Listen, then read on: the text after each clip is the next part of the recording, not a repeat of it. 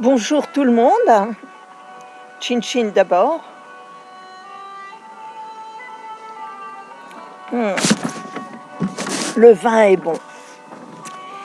Je m'appelle Christine Westerhalen, je suis conteuse, lectrice, formatrice à l'art du conte, à la lecture à voix haute. Je suis auteure aussi d'albums jeunesse, de collectage de contes, de poésie.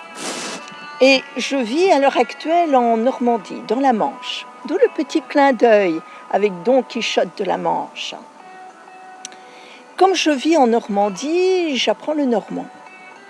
Et j'ai rencontré un poète du Nord Cotentin qui s'appelle Louiseau Lefebvre, qui a écrit une poésie qui dit bonjour à tout le monde. Et je voudrais partager cette poésie avec vous.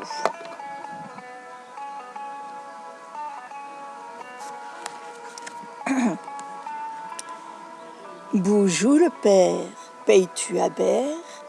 Boujou la mère, tchik qu'il faut te faire. Boujou mon frère, de tchik t'as l'air. Boujou ma sœur, qu'un grand jeu. Boujou fréreux, balmé des œufs.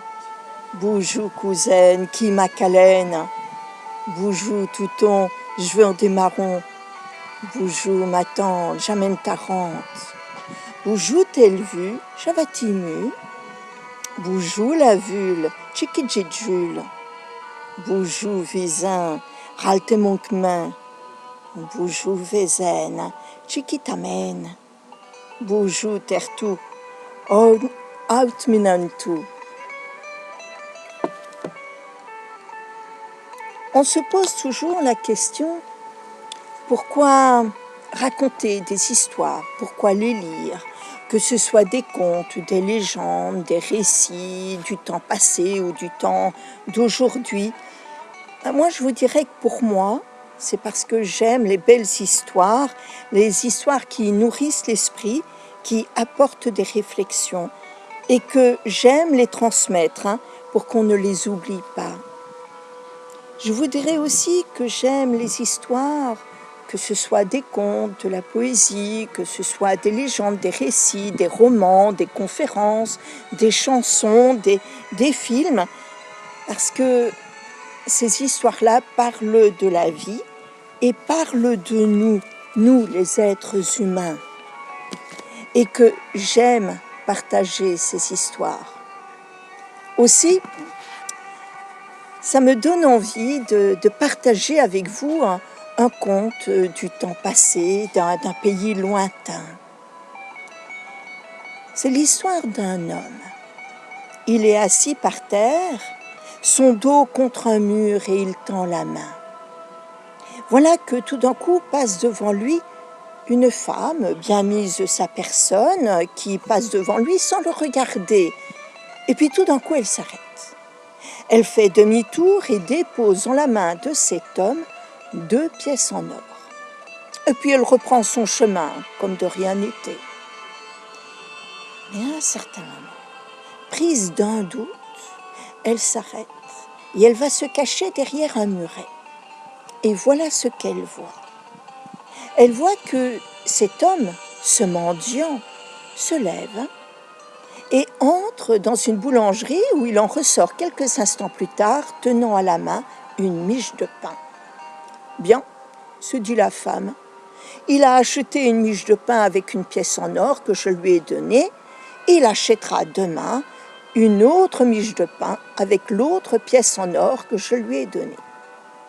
Et pourtant, elle fut extrêmement surprise, cette femme, quand elle vit l'homme entrer chez un fleuriste et en ressortir quelques instants plus tard, tenant à la main une rose.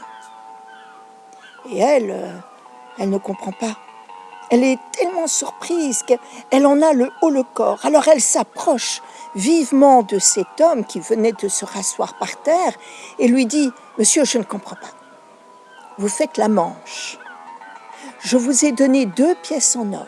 Vous en avez utilisé une pour acheter une miche de pain. Vous auriez pu utiliser l'autre demain matin pour acheter une autre miche de pain.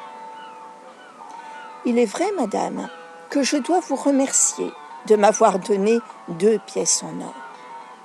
Et si avec une pièce en or, j'ai acheté une miche de pain, c'est pour la manger, vous avez tout à fait raison. Mais madame, si j'ai acheté une rose avec la seconde pièce en or, c'est pour avoir le courage, madame, de manger le pain. Cette femme, c'est vous, c'est moi, c'est un homme, c'est un enfant. Cet homme, c'est vous, c'est moi. C'est un homme, c'est une femme. La rose, la rose, c'est la vie. Mais la rose, cela pourrait être n'importe quel objet, n'importe quel objectif, n'importe quel but que vous ayez. Sur ces mots, je vous souhaite une très très bonne journée et au plaisir de vous retrouver.